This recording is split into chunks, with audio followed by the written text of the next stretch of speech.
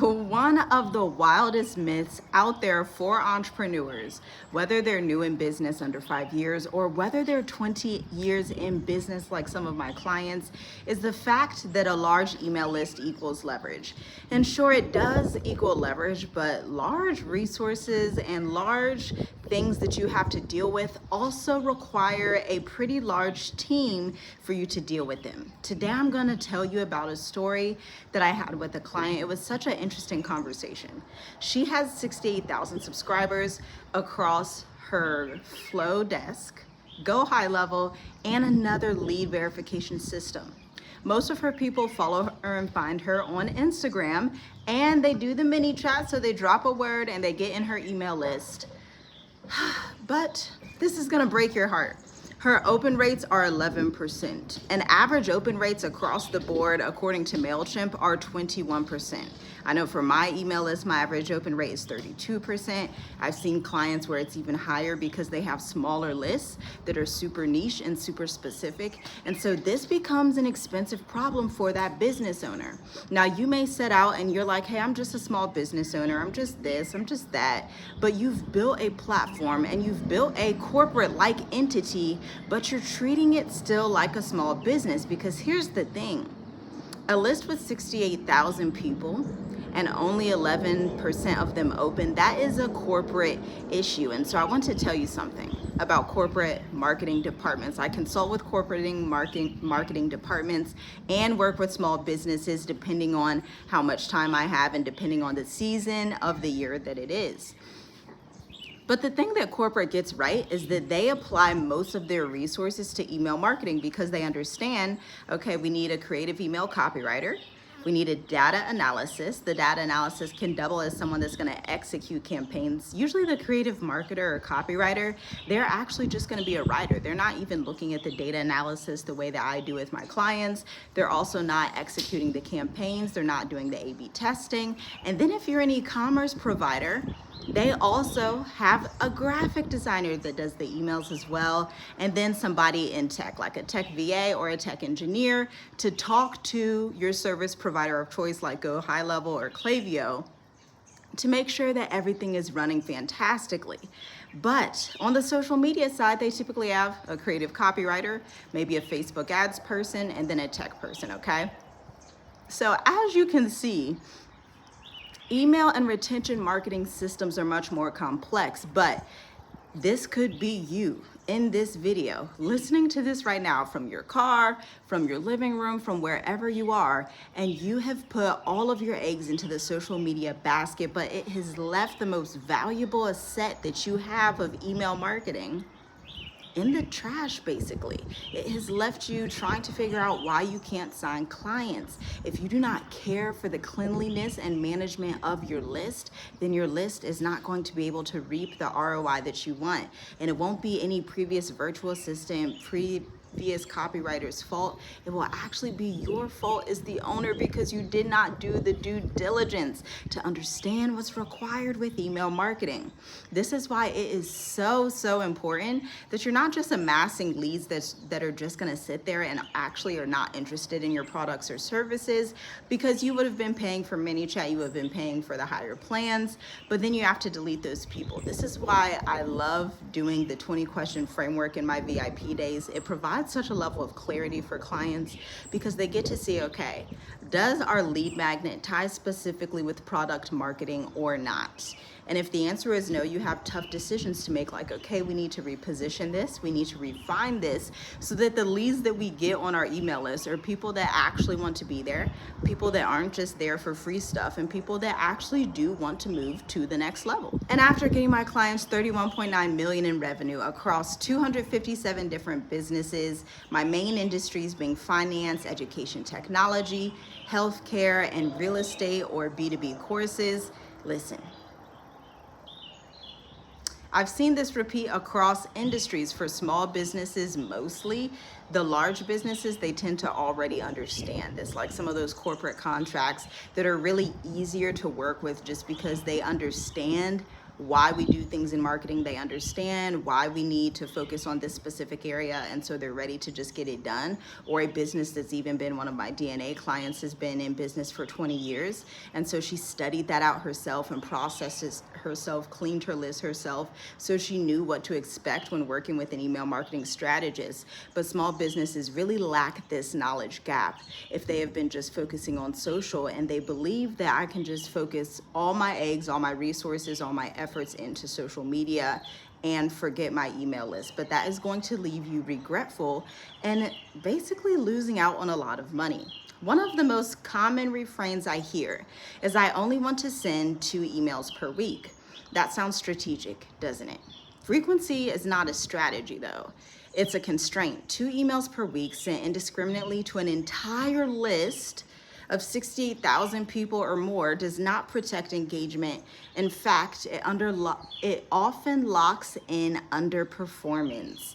And this is what matters, not how many emails you send, but who receives them. So I advise this client, you want to go ahead and segment this email list. And I had to be really very serious with her because she was of this belief, like, I don't understand what's happening.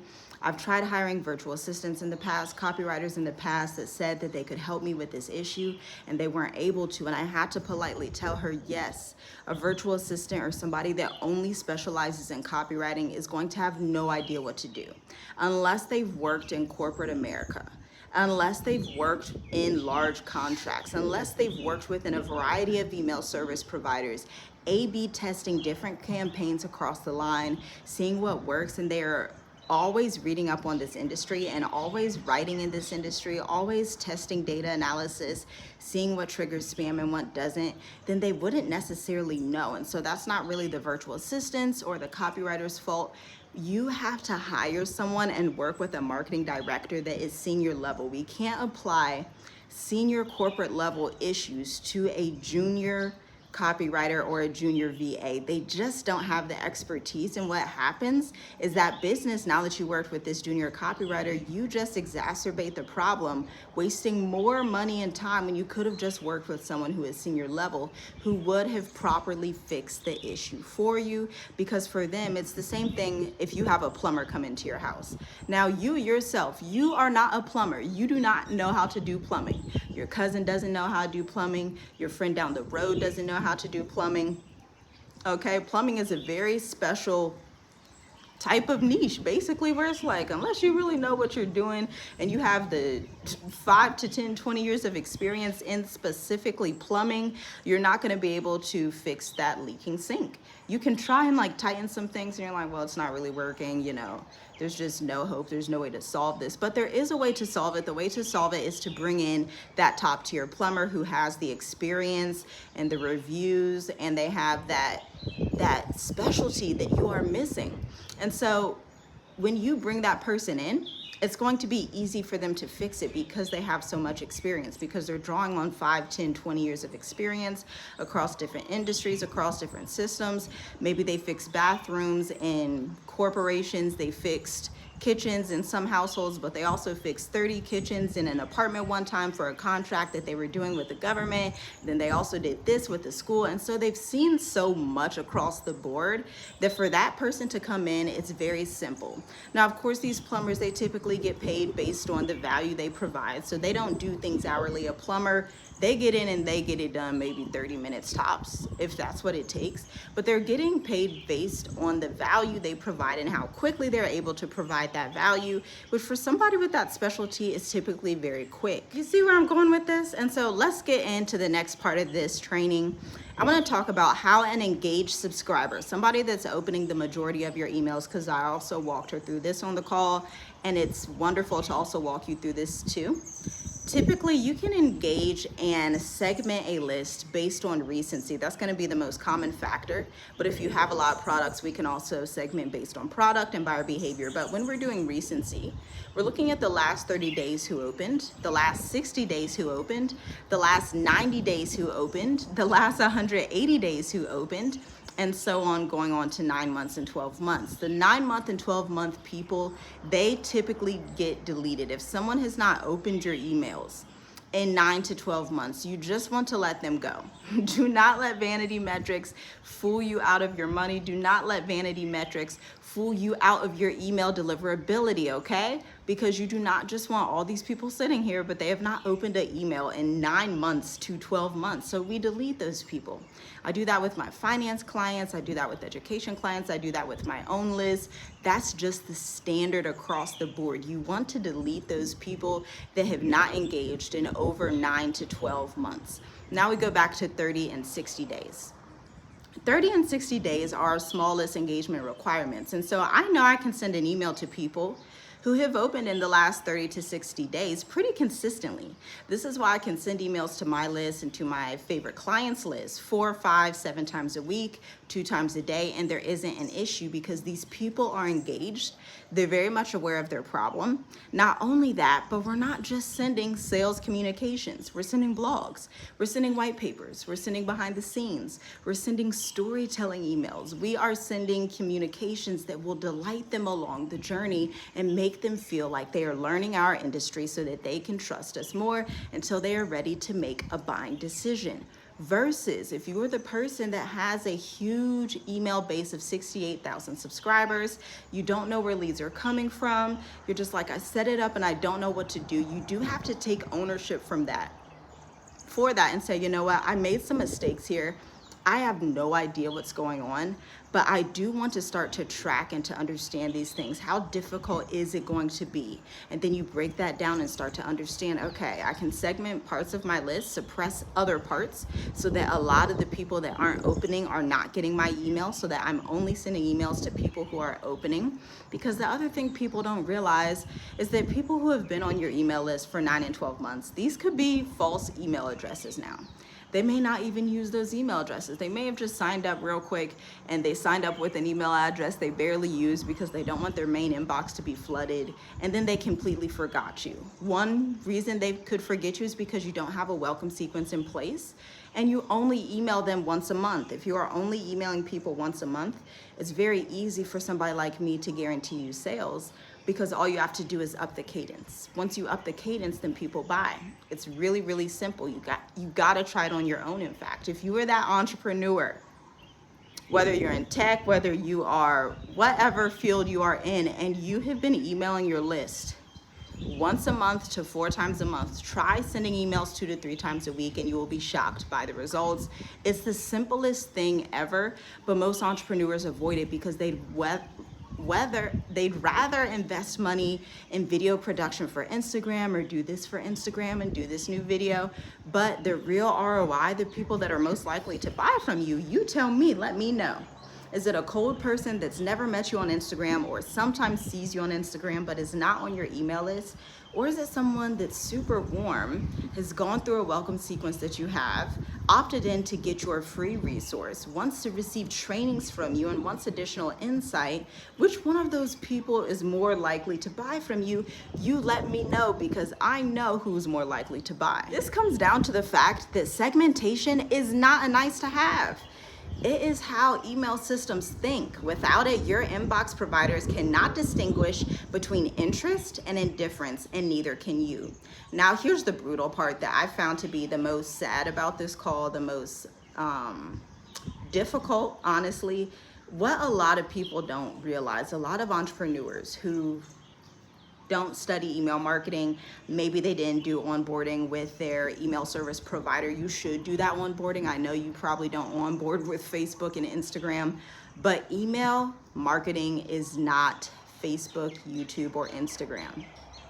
You can destroy your email list and destroy your own domain's credibility, like the actual credibility of your business, to where these email service providers, when they send your email out, they're not sending it to other people on the list. So I was telling her, you know, with an 11% open rate, that's very, very, very low. That's really, really disturbing. And that would tell us that if that's the average, then some emails are only getting an open rate of 5%. It's really disturbing for this reason. Flowdesk, Klaviyo, Go High Level, Active Campaign, I've worked in nearly every email service provider out there, HubSpot, Keep, whoever it is. If they are only sending your emails out to 7% of your list, then you have been on a ban. It's either that or your email software provider is suffering from some type of technical issue. Now, my client did have that issue in the past, my finance client, and we had to go ahead and call them. And they're like, yeah, this is a tech issue we have some of the time. So it's one or two of those things. It's either the email service provider is having a technical deliverability issue. If that's the case, you want to look at switching to a provider that's more articulate, that's a little more up to date. Even a MailChimp, I've never had these issues with MailChimp. ConvertKit. When a large portion of your list consistently ignores your emails, inbox algorithms already do this automatically. It's not anything added. They will go through your messages and trigger spam, quietly demote you away from the primary inbox, and basically ban you from their system. This is why blasting to a full list eventually stops working after you hit about 15K subscribers. Below 15K, you may be a little safe depending on the quality of your leads. Again, this goes back to, it's so fun to have mini chat automations. It's so fun to have all of these leads coming through. But what is the quality of these people? Are these people actually interested? And it's okay to just want to have a big email list, but understand you may want to suppress about half of that list and deliver only to the segment that is most engaged if you just don't want to delete those people. But I'm telling you, you have to pay money every month for your email service provider. Everyone's different. Every single email service provider is different. They have different fees, different tiers. It may go 5,000, 10,000, 15, 20,000 from there, like Klaviyo and Go High Level do, or it may be different for Active Campaign and all those other guys. But you're going to have to pay for each and every one of those names. So what's the point of paying for people that have not opened your emails in over a year? Okay, list hygiene is not just about deleting people either. It's about protecting your reach. Operators know this, but amateurs, they often resist it to their own demise. But this is why copy isn't a problem. Copy matters, copy is great, but copy cannot override a broken system. With this client, I put in the contract, the only way for us to work together is if you understand and agree to go through this 1, 2, 3 process where we have to clean your list before we can send any emails. Your list has to be quality because it does not help anybody. It does not help you. It does not help the email service provider. It doesn't help the clients that are on the list or prospect clients if the emails are not even going to be read and delivered, okay? Again, average open rates are 21% across the board, but my clients often see 35%, 41% open rates. I had a client that was at 76% open rates. They don't have as many subscribers, or if they do, and it's one of those like corporations that has 3 million subscribers, they are not sending the same email to the entire segment of the list. And if you have to segment your list, you're gonna need more than 2 emails per week. You're gonna need more than 1 email per month. Because even when I worked with a client that had 3 million subscribers, district to business, school to district, parent to district, teacher campaigns, all of these are vastly different ideal clients. And so their list would go through and only go to a certain amount of people. And then we would also segment by location. Okay, is this person receiving our services in Ohio? Are they receiving it in Georgia? Are they receiving it in New Jersey, in New York, in California? There are so many ways to creatively send your segments proper messaging. But 9 times out of 10, the thing stopping you is you. You'd rather do video production, you'd rather go record, go photograph, go do all these things that are not going to help your email list. But your email list is your most valuable asset. Your email list is the house. Instagram and social media are just the front porch. They enter leads into the house, but if the house is not taken care of, the plumbing's not together, the roofing isn't together, can the house even properly stand? Lastly is this, senior operators know to treat email lists as assets, not megaphones. Assets require maintenance. Assets require protection. Assets require decision-making that prioritizes long-term performance over short-term comfort. And this is the clear difference between how marketers and email operators approach marketing. Not what should we send next, but what is the system doing over time? Is this going to lead not only to ROI, but are people even ever going to receive these messages? Marketers chase opens, but operators, we protect your reputation as a business.